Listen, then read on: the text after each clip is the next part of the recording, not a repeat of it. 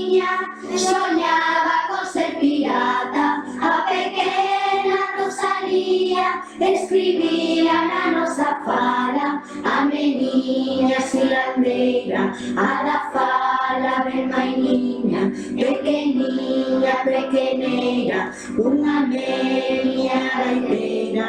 A pequena Rosalía, medio meiga, medio fada, a pequena verde silveira, chamando pola...